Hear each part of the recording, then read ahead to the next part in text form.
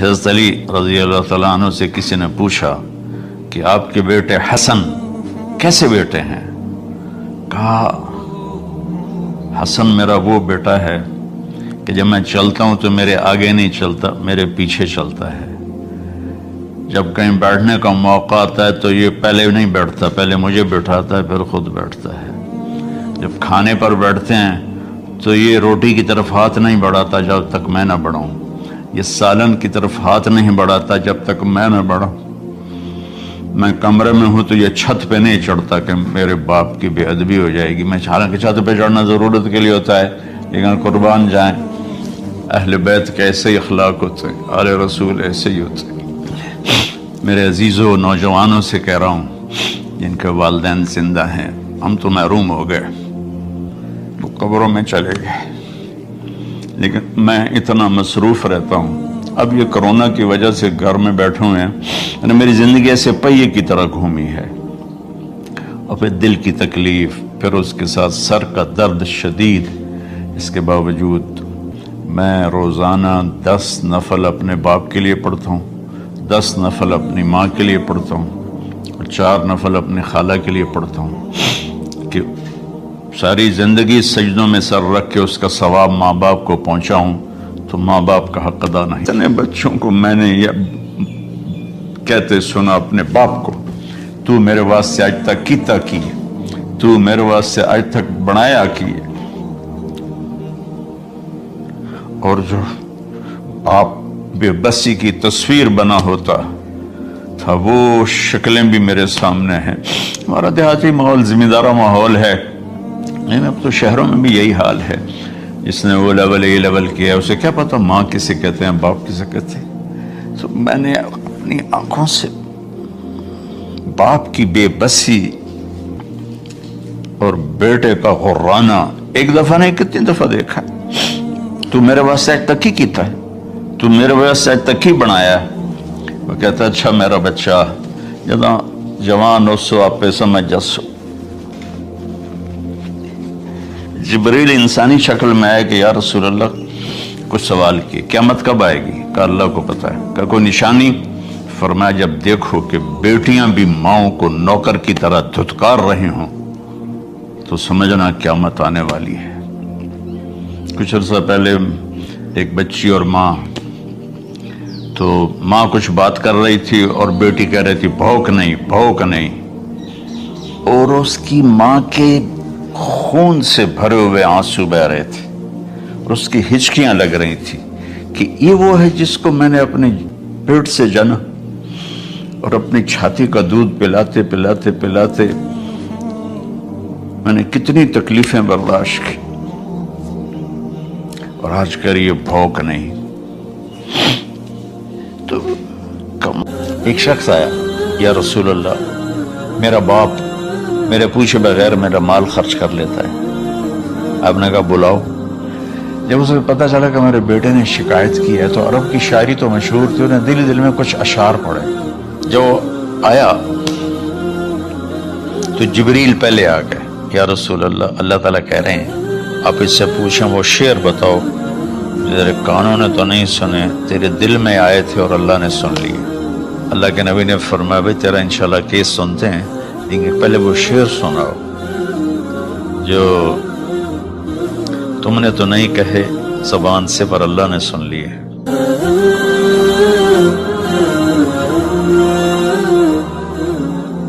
بسم اللہ الرحمن الرحیم، والصلاة والسلام علی رسولہ الکریم وعلی آلہ وصحبہ اجمعین۔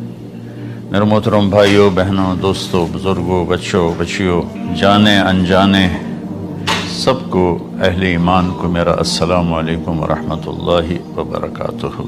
پچھلی ویڈیو اس میں نے تھوڑا سا والدین کے حقوق بتائے تھے۔ وَقَضَىٰ رَبُّكَ أَلَّا تَعْبُدُوا إِلَّا إِيَّاهُ، اس پر بات کر لی تھی مختصر۔ تو میں ایک واقعہ سنانا چاہتا تھا، تھوڑا اشارہ کیا تھا کہ ایک بدو آیا صحابی کا، یا رسول اللہ میرا باپ مجھ سے پوچھے بغیر میرے مال کو خرچ کر دیتا ہے۔ آپ نے فرمایا بلاؤ بھائی۔ جب اسے پتہ چلا کہ میرے بچے نے میری شکایت کی ہے تو اسے بڑا دکھ ہو، تو اس نے دل ہی دل میں چند اشعار پڑھے، زبان پہ ادا نہیں دل میں آئے۔ تو جب وہ مسجد میں انٹو رہا تو جبریل پہلے ہی آئے بیٹھے تھے کہ یا رسول اللہ، اللہ فرما رہے ہیں اس سے کہو کہ پہلے وہ اشعار سنائے جس کو اس کے کانوں نے نہیں سنا، لیکن اللہ نے من فوق عرش ہی سن لیا ہے، عرش کے اوپر اللہ نے سن لیا ہے۔ تو آپ نے اس سے ارشاد فرمایا کہ تمہاری بات ہم سنتے ہیں باپ بیٹے کی، لیکن پہلے وہ شعر سناؤ جو تیری زبان سے ادا نہیں ہوئے، تیرے کانوں نے نہیں سنے، تیرے دل کی گونج تھی اور تیرے دل کی آہ اور فریاد تھی جو دل ہی میں گھٹ کے رہ گئی، اسے اللہ نے سنا ہے۔ وہ کہتا ہے سناؤ۔ کہنے لگا یا رسول اللہ، آپ کا رب ہر وقت ہمارے ایمان کو آپ پر زیادہ سے زیادہ بڑھاتا رہتا ہے، اس ذات کی قسم جس کے قبضے میں میری جان ہے۔ یہ چند میرے دکھ بھرے خیالات الفاظ کی شکل میں ڈھلے، لیکن میری بزم تصور میں ہی رہے اور وہیں دفن ہو گئے، باہر نہیں نکلے، میری زبان سے ادا نہیں ہوئے، میرے کانوں نے نہیں سنا، آپ کے رب نے سن لیا۔ اب میں نے کہا اچھا بتاؤ تو نے کہا کیا تھا؟ تو انہوں نے کہا جی میں نے بچے کی جب سنی شکایت میری کی ہے تو میں نے کہا تھا غضوتک مولودا وعلتک یافعا تعل بما اجنی علیک وتنہل وإذا ضاقتك بالسقم ليلة لم أبت لسقمك إلا ساهرا أتململ كأني أنا المتروك دونك بالذي تركت به دوني وعيني تحمله تخاف الرضا نفسي عليك وإنها لتعلم أن الموت وقت مؤجل فلما بلغت السن والغاية التي إليها مدى ما فيك كنت أؤمل جعلت جزائي غلظة وفظاظة كأنك أنت المنعم المتفضل فليتك إن لم ترع حق أبوتي فعلت كما الجار المجاور يفعل فأوليتني حق الجوار ولم تكن علي بمال دون مالك تبخل۔ میں ابھی ترجمہ کرتا ہوں اس کا میرے نبی پر کیا اثر ہوا کہ آپ کے ٹپ ٹپ آنسو گر رہے تھے اور آپ کی داڑھی آپ کے آنسوں سے تر ہو رہی تھی۔ یہ اتنا فصیح کلام ہے کہ عربوں کو بھی پسینہ آ جائے گا ترجمہ کرنے کے لیے، تو میں تو عربی نہیں ہوں، لیکن یہ فخر تو حاصل ہے، بھلے ہیں یا برے ہیں، دو چار قدم ہم بھی تیرے ساتھ چلے ہیں، کچھ عرصہ اہل علم کی محفلوں میں بیٹھے، کچھ زبان کی شناسائی ہوئی، تو میں اپنی کم مائگی کے ساتھ اس کا ترجمہ کروں گا۔ وہ کہتا ہے غزوتک مولودا وعلتک یافعا تعل بما اجنی علیک وتنہل۔ میرے بیٹے جس دن تو پیدا ہوا ہم نے اپنے لیے جینا چھوڑ دیا، ہوئے ہوئے ہوئے ہوئے، ہم تیرے لیے جیے۔ تیری ماں تجھے دودھ پلاتی تھی، میں تیرے لیے روٹی کے نوالے لاتا تھا، میری ساری کمائی پہلی اور آخری سب تیرے اوپر لگتی تھی، تجھے خوش دیکھتے تھے تو خوش ہوتے تھے، تجھے روتا دیکھتے تھے تو ہم روتے تھے۔ وَإِذَا ضَاقَتْكَ بِالسُّقْمِ لَيْلَةً لَمْ أَدْلِ سُقْمَكَ إِلَّا سَاهِرًا أَتَمَلْمَلُ۔ جب تو کبھی بیمار ہو جاتا تھا تو تیرے سرانے بیٹھ کر ہم ساری رات روتے تھے اور دعائیں کرتے تھے، یا اللہ ہمارے بچے کو بچا لے، ہمارے بچے کو صحت دے دے۔ اس تڑپ میں ساری ساری رات میں جاگتا تھا، تیرے لیے میں نے اپنا سب کچھ لگا دیا، اپنے لیے جینا چھوڑ دیا، اپنی خواہشات کو دبایا، تیری ہر خواہش کو پورا کیا، تجھے مسکرانے کے لیے، تجھے ہنسانے کے لیے میں دھکے دھوڑے کھاتا رہا، کبھی گرمی لو کی جھلسا دینے والی ریت اور کبھی سردی کے سرد ہوا کے تھپیڑے، لیکن میں ان دونوں سے گزرتا ہوا تجھے پالنے کی خاطر اپنے آپ کو کھپاتا رہا۔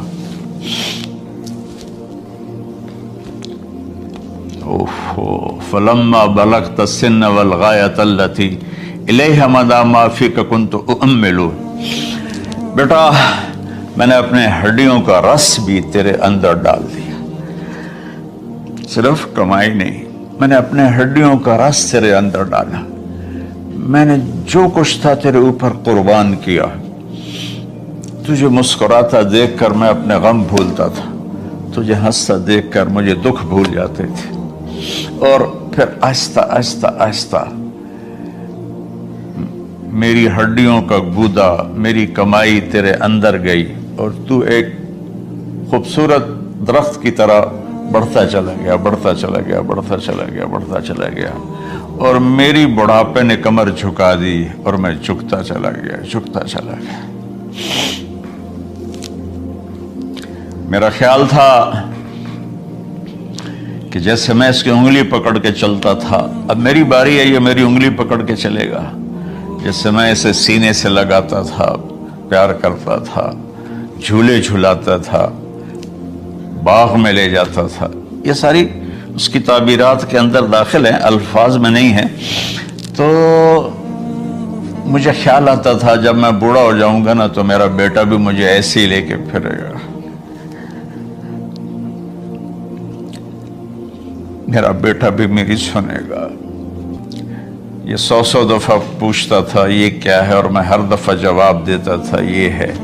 तो अब मैं बुढ़ापे में इससे बात करूंगा, ये मेरी बात सुनेगा। मैं इसको नवाले खिलाता था, ये मुझे रोटी खिलाएगा। मैं इसका उंगली पकड़ के चलता था, ये मेरा हाथ पकड़ के चलेगा। मेरी कमर बुढ़ापे ने झुका दी और मैं एक खुश्क पेड़ की तरह हो गया, और जवानी ने तेरी कमर को सीधा किया और तो एक तरोताजा दरख्त बन गया।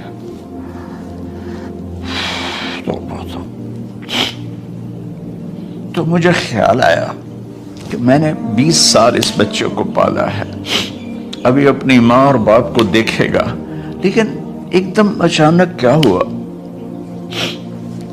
फलम्मा बलगत सिन्न वल गायत